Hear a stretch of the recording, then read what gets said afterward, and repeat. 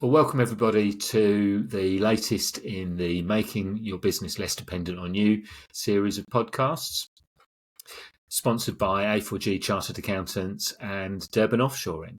So this week I've got a really interesting guest with me who is extremely familiar to doing podcasts because done many of his own.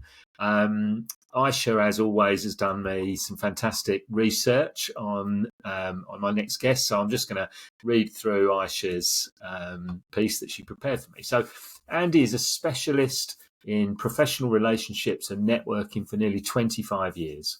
Andy Lopata was called one of Europe's leading business networking strategists by the Financial Times, no less, and a true master of networking by the independent newspaper and Forbes.com. Andy's a very experienced international speaker and podcast host, the author of 5 books, has been quoted in a number of other business books and regularly quoted in the international press. Andy's 6th book, which means he's 5 ahead of me, is The Financial Times Guide to Mentoring, which will be published this year, spring 2024. He's former president of the Fellows Community and a 2-time board member of the Professional Speaking Association, UK and Ireland, and a fellow of the Learning and Performance Institute, as well as a master of the Institute for Sales Management and a member of the Meetings Industry Association and Association of Business Mentors. He's also one of just 28 recipients of the PSA's top honour, the Award of Excellence. And he's also the author of one of the favourite emails that I get through every month, which is called Connecting is Not Enough. So welcome to Andy Lopata. Did we get everything about right there, Andy? About right. It is actually 25 years now. I celebrate 25 years in May this year. So I started the celebrations a few months early. Oh, have you? Right. Okay. It's bit too much champagne in the fridge to use up in one day. Yeah. So I haven't popped any corks yet, but no doubt that will come. So most of the things that you'll talk about on your podcast are obviously to do with networking and people growing their business. So we might be asking a few slightly different questions today. Feel free to answer these questions from your point of view, but also from the point of view of many of the businesses that you've worked with over the years. Obviously, the disaster stories are the best ones, but if you could keep people's names out of it, because we haven't got any legal fees budget on this podcast, Andy. So the first question I just wanted to ask you is about stress, really. In your journey, have you ever felt overwhelmed by the amount of responsibility on your shoulders at a particular time, too many deadlines to meet, etc.? Today, funnily enough, I today has been one of those days where you just and we're recording this on a Friday, and I feel like I really want the weekend to come, and I can't afford for the weekend to come at the same time. But stress is an interesting one because I think I've learned to handle it and deal with it better over the years. I did a self-development program quite a few years ago now, maybe about 10 years ago, that changed my relationship with what happens around me and what happens to me. And it has enabled me to cope much better with adverse circumstances and high pressure and so forth. Having said that, it's easy to get complacent. And I noticed last year, I was going through a particular time that, after 3 really solid years, we were having a bit of a slump in sales. A lot of people did in the third quarter of 2023. And there's a lot of responsibility on my shoulders. I had the new book that we were working very hard on at that time in terms of finalizing all of the copy. I had a new app that I'd launched, trying to get business in, where the money wasn't coming into the business at the time. I didn't feel stressed, but I started waking up with tremendous jaw ache. And I knew straight away what it was because it's something that's happened in the past. I was grinding my teeth, but I've never had that before. But I'd been grinding my teeth in my sleep. And that was an instant sign to me. I didn't feel stressed, but I clearly was. So I think that sometimes we can learn to cope, we can learn to adapt, but our body, that stress has to go somewhere. And if we're Yeah. coping it with it on a conscious level, we might be feeling it on an unconscious level. And that's my first experience of that. So uh, generally, I have my coping mechanisms and the mindset that helps me cope, but clearly I still have to be aware. Yeah. And of course, as business owners, one of the things we get better at is hiding it as well. Really, that to everybody else, it's that swan sailing Yeah, yeah. across the surface of the water as far as everyone else is concerned, but paddling furiously underneath. Yeah, I So, mean, I think that's one of the so things that I think that's one of the areas I'm good at in terms of coping. In terms of, I wrote a book called Just Ask in 2000, came out in 2020, about the importance of being vulnerable and opening up, and it came from my own experience of realizing that I wasn't. And because I've written that book and I talk on vulnerability now, and I talk on vulnerable leadership, and my icon for that talk is a mask. um, I recognize that I do need to open up and share. So it is really helpful to me that I'm able to do that. And it's just managing when and to whom I do. But yeah, particularly someone who's, I wouldn't call myself in the public eye, but I am to a greater degree than many people who run their business. I'm a public speaker. yeah, I have podcasts. I'm training. I write books. And when people see you on stage or have you in front of their team, they don't want to hear your problems. They want to see positivity, unless it's relevant. So you have to channel it the right way. yeah, and and I know for a lot of business owners as well, if the business is struggling a little bit, one of the things that will make it struggle even more is if they were to lose some of the key members of their team. Mm. So sometimes they have to talk things up internally, even though they know that they've got some big problems business wise. And of course, that just puts even more pressure on them, on their own shoulders. That's right. I remember talking to a business leader when I was putting together my vulnerable leadership talk. And that's exactly what he shared, because we were talking about not having to wear the mask and being able to take that mask to one side and the benefits of doing that. And he said that's absolutely fair. But there are times when I need to wear it. There are times when sensitive negotiations are going on, when people want to know what's happening, but you can't share it with them at that time. So there is a balancing act to be struck. And I think one of the most important things is you have an authentic relationship with your team, so that if it comes a time where you can't divulge what's going on, they trust you and they respect that. But they'll also be there for you when you do have to open up, and they won't react on their chimp, their monkey brain. If you've read Steve Peters' work, I, again, Absolutely, yeah, yeah. I interviewed Phil Gardner, who was the sales and marketing director of Thomas Cook when everything went belly up, and he shared a really powerful story with me about the day he had to go in and make 200 plus out of his team of 230 redundant. The day when everything closed down. And it is powerful stuff. But there was one particular moment. There was the fact that his team knew what was going on. Obviously, we all did, because it was very much in the public eye at the time. So they gave him that leeway because of the relationship and the trust he'd built with them.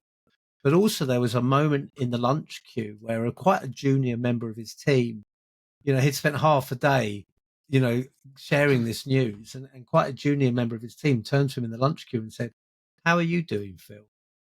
And he had to go to the loo and cry. Wow. And so, I think we have to find that balance. But what struck me most about Phil's story is that relationship with his team. And on a day like that, a junior member is showing concern for him. And we don't want to be in that Yeah, situation, but if we're in that situation, that's where we want to be.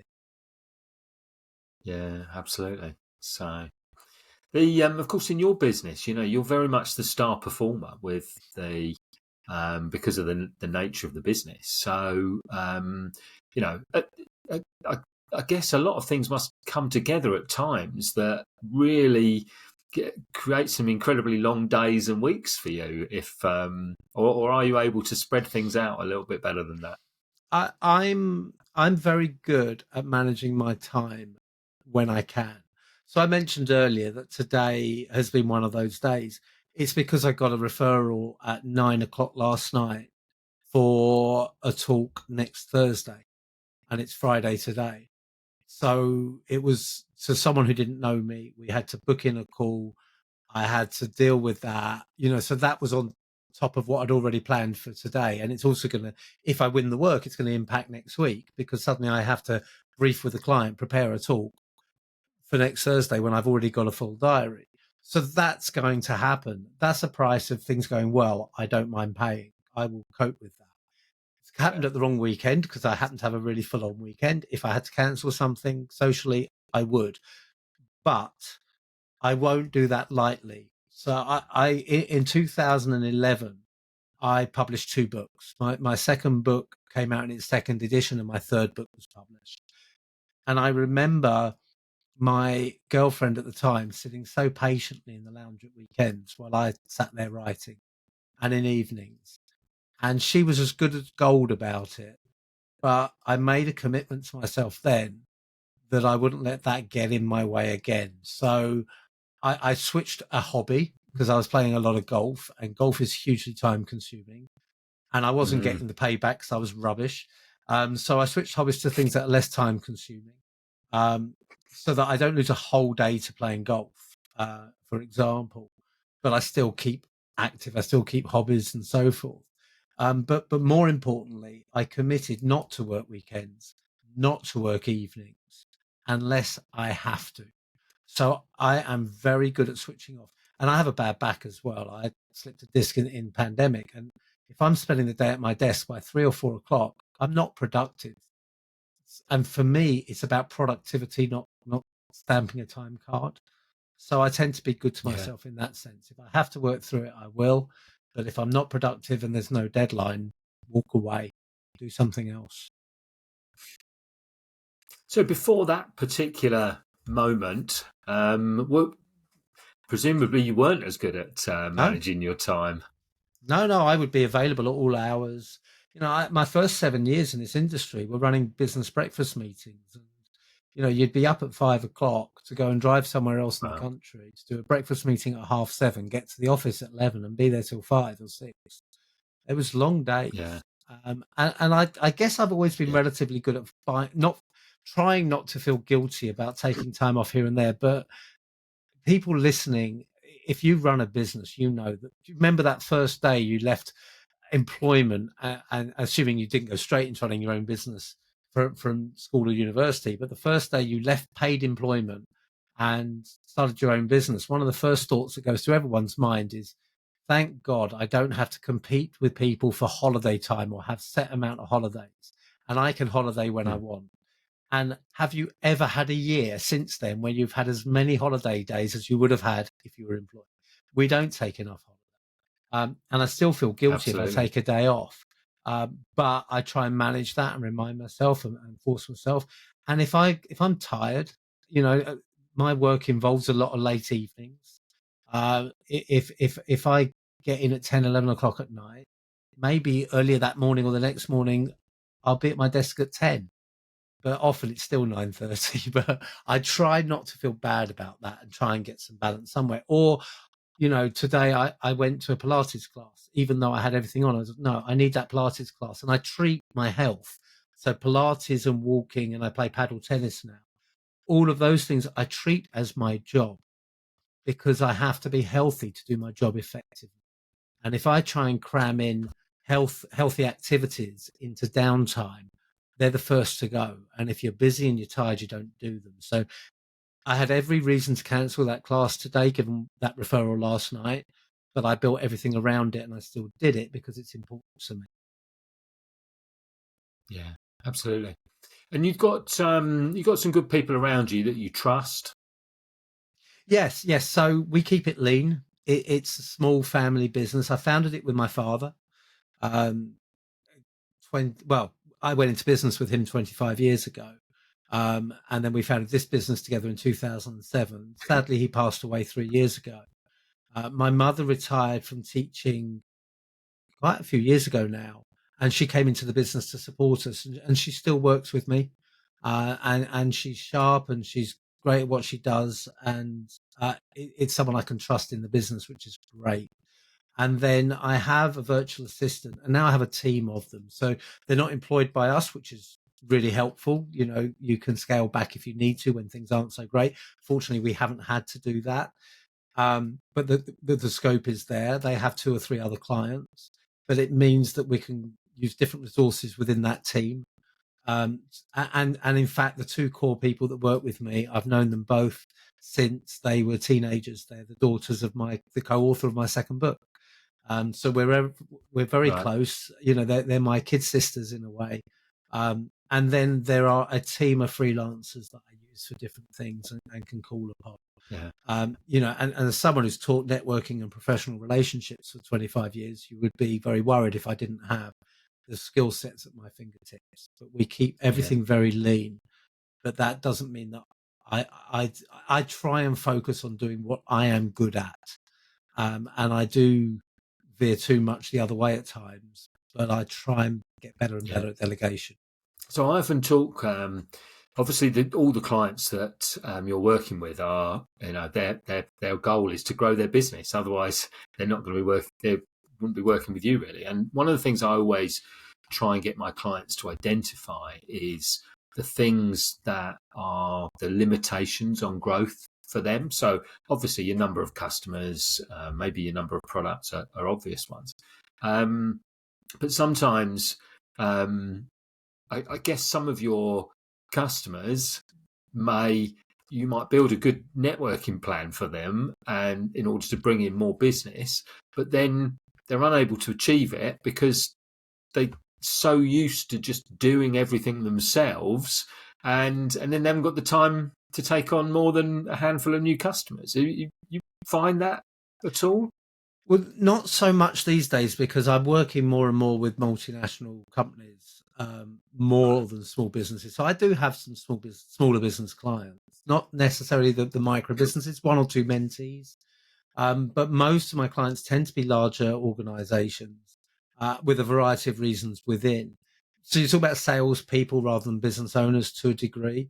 The challenges aren't that different. I think the challenges come down to the cruel side of me, and I point this finger at myself as well, just to be fair. I think complacency is an enemy of productivity and finding the right ways, and particularly when it comes to professional relationships, because we can be complacent that they'll happen anyway, and that's typical of business owners and salespeople and everyone. It tends to be one of the things we value the most and demonstrate our value or in the least, because we just expect it to happen. But part of what drives that complacency, and this is me being nice about it, is that there are so many demands on our time. And time pressure is the biggest struggle that most people I work with face. And it's really typical. I have a system called the relationship matrix that it's not commercially available yet, but I'm starting to introduce it to some of the groups I'm working with. And they sit in a training day and love it, really love it. And they ask, can we have this regularly? Can we integrate it with our CRM system and so forth? And then 2 months later, I look and not a single person has logged in after that training day, because Right. until you build a habit, and I've had to build it myself, even though I designed it, but until you build and embed that habit, new things just get dropped too easily because we're so focused on what we have to do.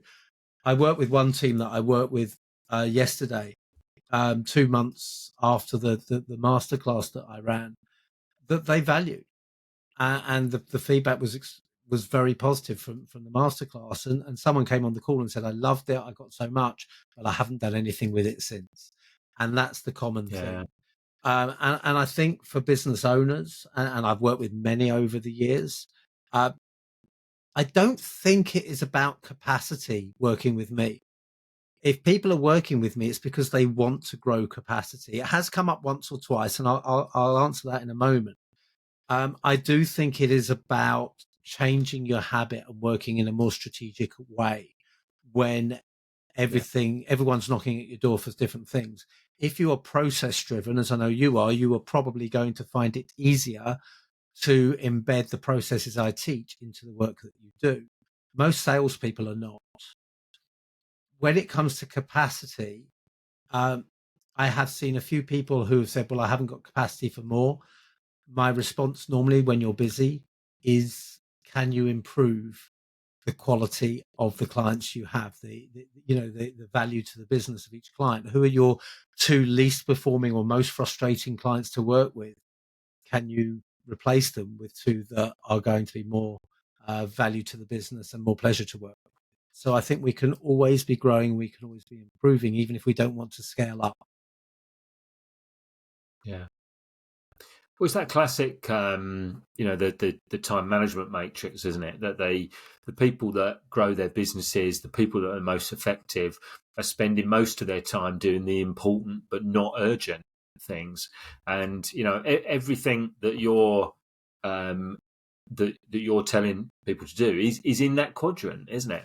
Similar to myself. I'll have an annual meeting with a client, and I'm kind of thinking, I'm sure we're having the same meeting that we had last year, and because all of the action points that the client was going to do haven't been done because life just gets in the way. There's always a customer that needs something by yesterday. There's always a staff member asking questions, and it's just making sure that you've got enough time set aside to work on the things that will make the business grow.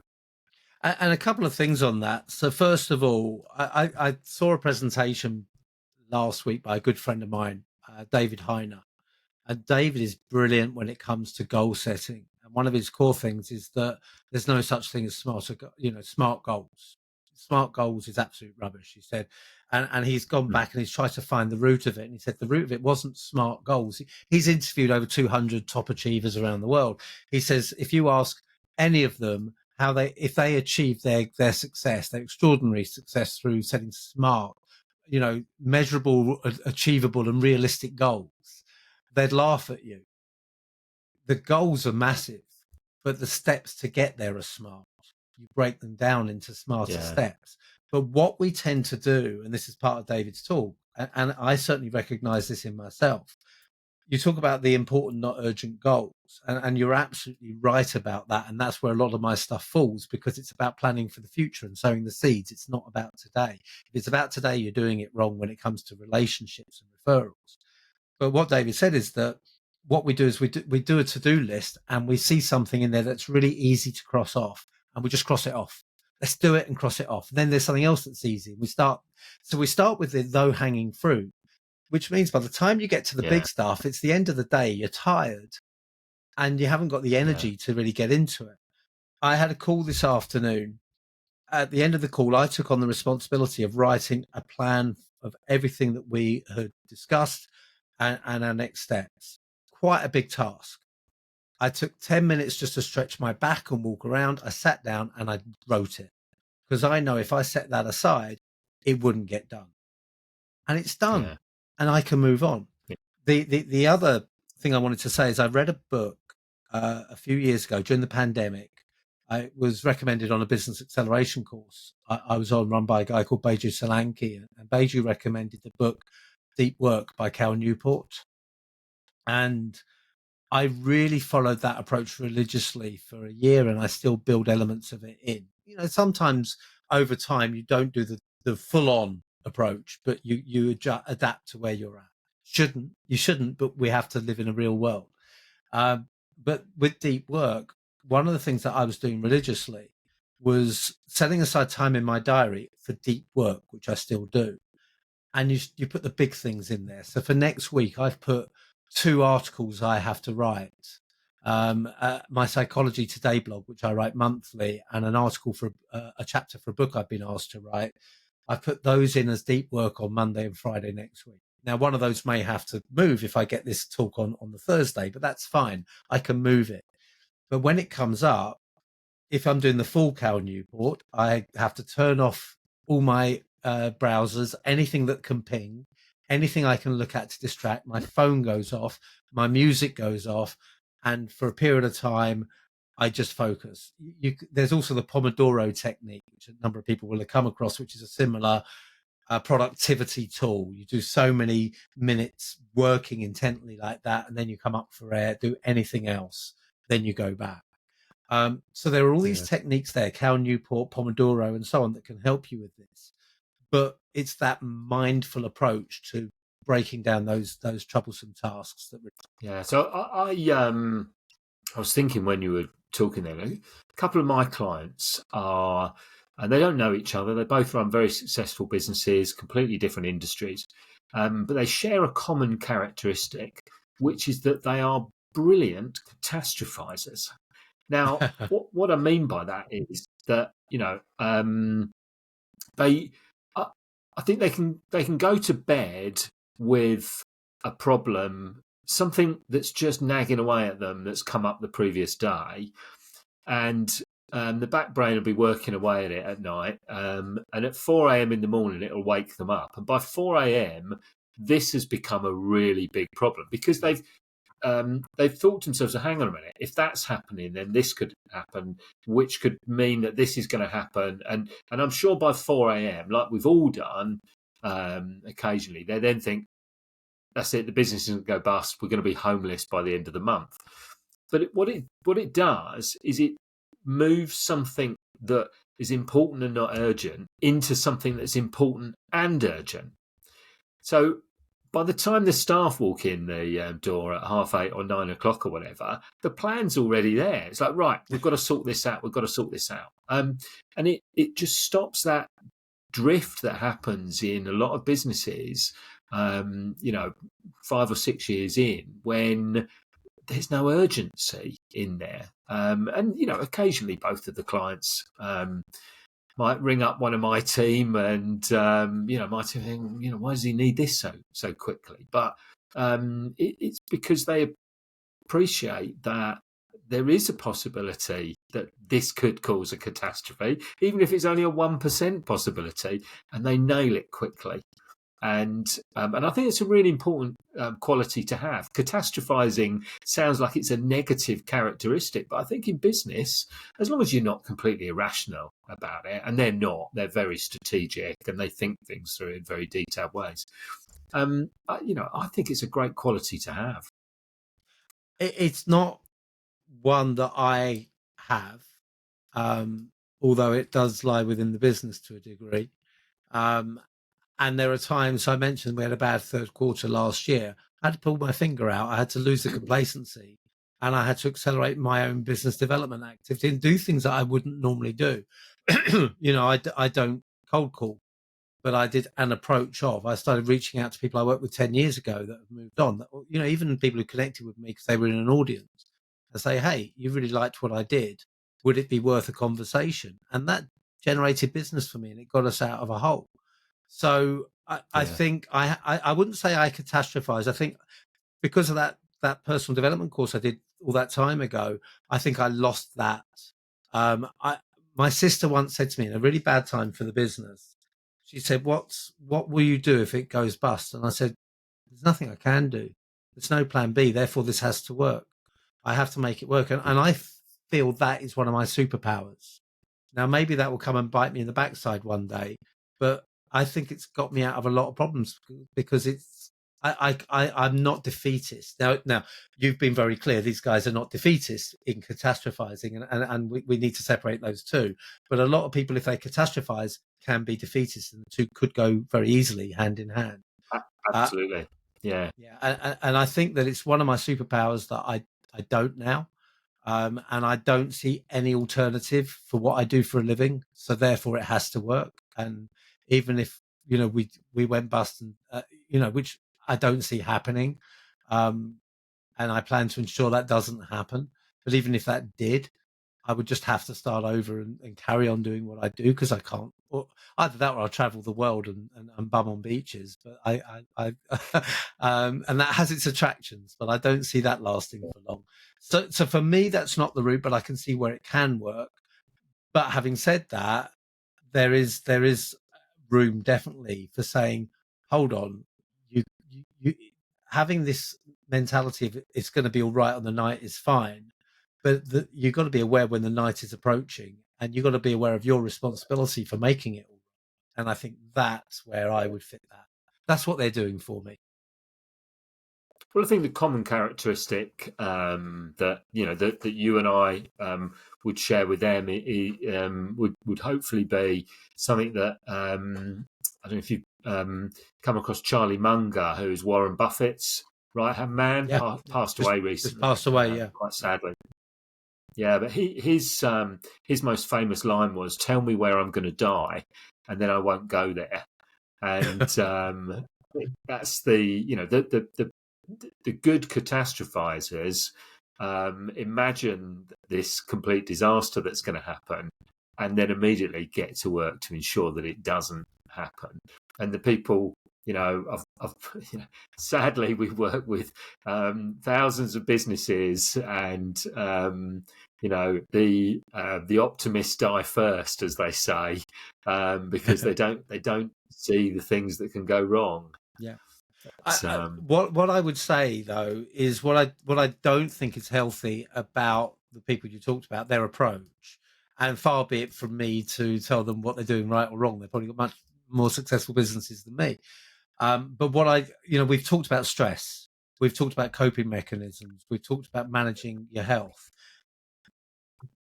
dealing with this overnight and worrying about it and not sleeping is not going to help the business, and it's not going to help the individual's health.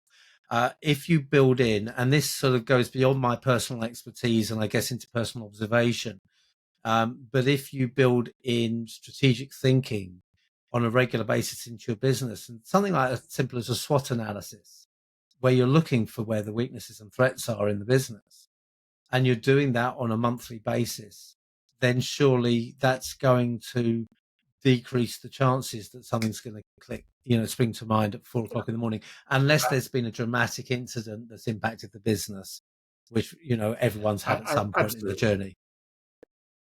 Yeah, absolutely right. And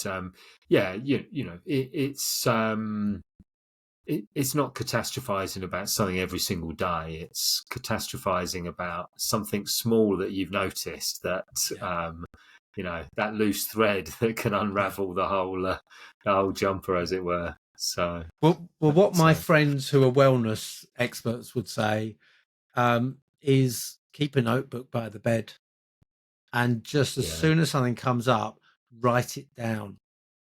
And what I tend to do, I have a home office and I can run in there, and I wrote a whole swathe of content one night because ideas kept coming to me. So this can happen with productive things. Well, this is all productive, but it can happen with positive things like ideas, or with the catastrophizing and dealing with a problem and a challenge.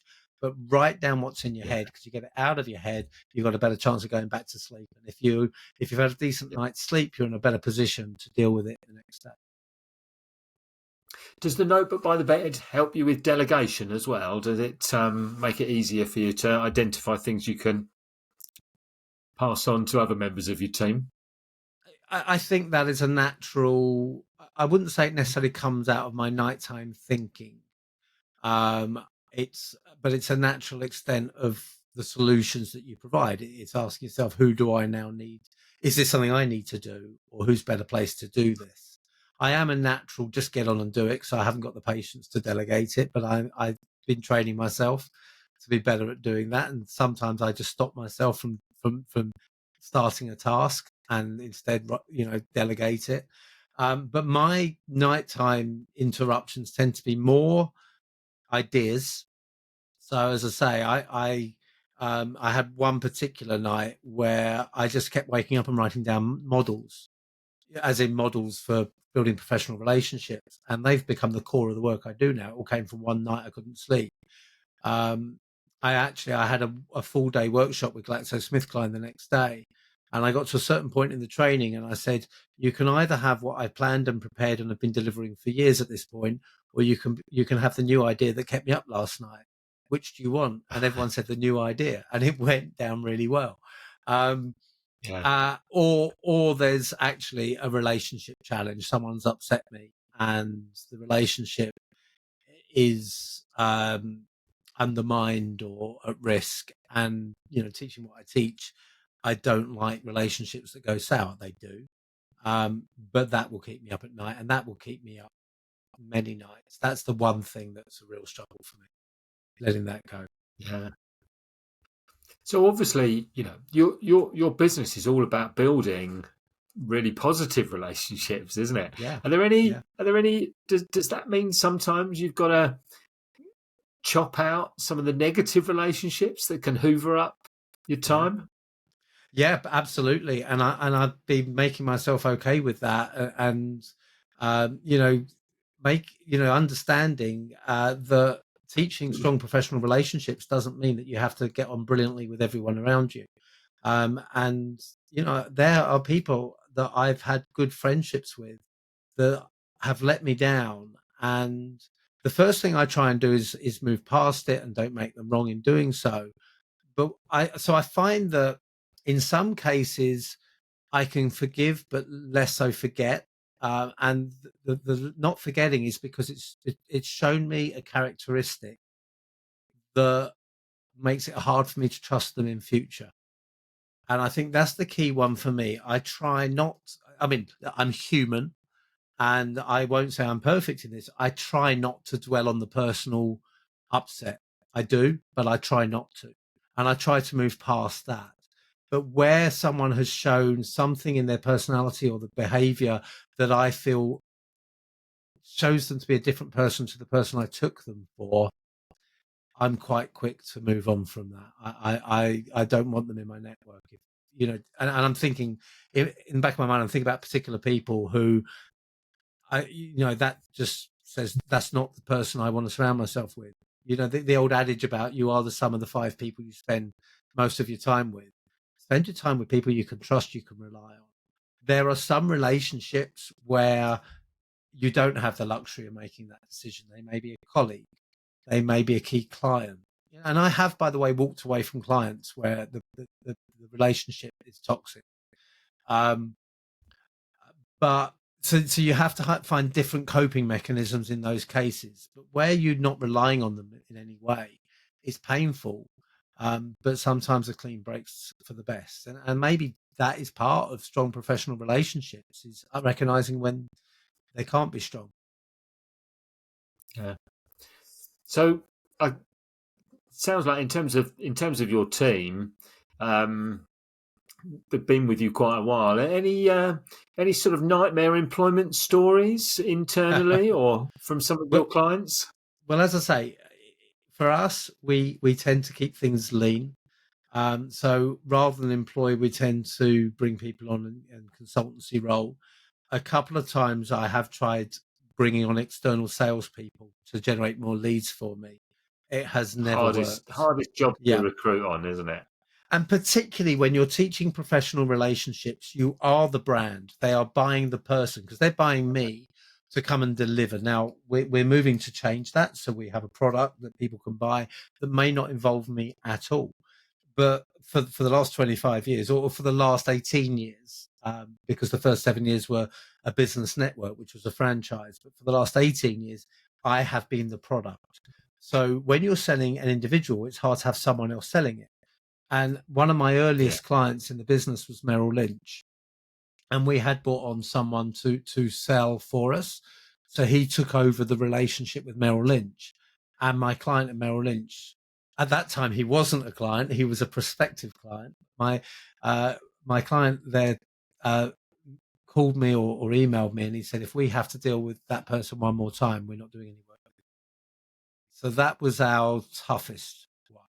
He came in Yeah. as a salesperson, hard nosed sales, cold close. And when you're teaching relationship skills, it's just not congruent. You can't do that. Yeah. So yeah, I mean, going back to when we franchised, some of our franchisees were wonderful, others less so. And it's very Yeah. difficult when someone is carrying your brand and your name and you're not seeing what they're doing. And it's the same with employees, I'm sure. And I've employed in the past in past roles, and you have to be responsible for what they're doing, but you don't have control of what they're doing, and that's a really challenging situation. So there were a few horror stories back then as well from our franchise, but I have to be Yeah. careful about that because you never know. One of my former franchisees might be listening. I'm still in touch with some of them, And I'm not tarring everyone with the same brush. We definitely had some fantastic people and some great relationships, but there are one or two people I wouldn't. They go into the category we just talked about. There's one who keeps trying to reach out to me on social media, and what he stands for and the way he treated our clients, I wouldn't want to be associated. Yeah. So anybody that's thinking about franchising themselves, is there any hindsight that you'd like to give them? Yeah, a lot. I I'll put my hands up. I was fairly new to the business at the time, but we tried to franchise on the cheap. You know, we had two meetings with, one was a large, well-known franchising consultancy. Another was one of our members. It was a networking group. And they quoted, and we decided we could do it ourselves. That was the most expensive error I think we ever made in the business. The next thing is that do not undersell your franchise. Your franchisees need to be committed. They need to have skin in the game. And if you're so desperate, which we were at times, and cut the cost down and make it payable in installments. So if it's not working early, they can just not put the effort in. That impacts you hugely. So charge well for your franchise, but make sure that your franchisee has the opportunity to earn as a result of working with you. And create your processes, learn from Ray Kroc and McDonald's. Make sure every I is dotted, every T is crossed, and you are in control of everything that franchisee does contractually. Because the more leeway you give, the more damage potential there is to your brand. And depending on the nature of your business, you want to enable your franchisees to innovate and to come up with ideas and to contribute to the business, but let them do that into the central business, to go into the process of advice to go to all franchisees and not play with your brand and experiment with it without you having control of that. Those would be my immediate thoughts on that. Yeah, absolutely. And did presumably you invested a huge amount of time in documenting the systems for the franchise? We did, but in hindsight, we should have done a lot more a lot earlier before we franchised. I think, by working with an experienced franchise consultant, they would have taken us through that process rather than learning on the job. And part of that would have been very detailed documentation for franchisees. We developed franchise manuals, and a lot of that was my role, but we developed it over time. And I think that was a mistake. You need to give them a business in a box. That's what a franchise is, a business in a box. And the box has to be ready on the day they pay their franchise fee. So last question for you, Andy. Business is, you're the star of the show here. Have you got any succession plans? Well, this is what I'm working on at the moment. I wouldn't call it succession plans, more about exit strategy. So the biggest challenge with running this type of business is you're selling time. And I've been conscious for many years that that's the weakness in the business model. And we've been trying to find the solution for that. Hopefully I have found that. And I mentioned it a couple of times earlier. So I have a process called the relationship matrix. And what we've done is created an app that delivers the relationship matrix. And we've been piloting it. We're talking about a couple of more pilots. We're not quite ready to make it commercially available, but there are many different directions we could go with that as we do so. There's also potential to box that together with some colleagues to also digitize their processes and provide an all-encompassing suite of applications in a shared business. So the goal from that is to create something that produces revenue whether I'm working or not. So holidays don't cost me twice. That means that it's got much more potential to scale and grow. It's not limited by my availability. It moves me away from, at the same time, it moves me away from the need to think about bringing on associates or franchisees or licensees in order to continue and create a succession plan, but also closer to it because it gets you closer to that business in a box with value. So that is one potential direction, probably not the one I want to go down, but is a potential direction. So it is actually about productizing the business. If I can productize the business, then it becomes investable, and that becomes the exit strategy stroke succession plan. But when I am, as you say, the product, I'm not going to use your term of the star. I'll just go with the product. When I am the product, then it's very hard to create a succession plan from that perspective.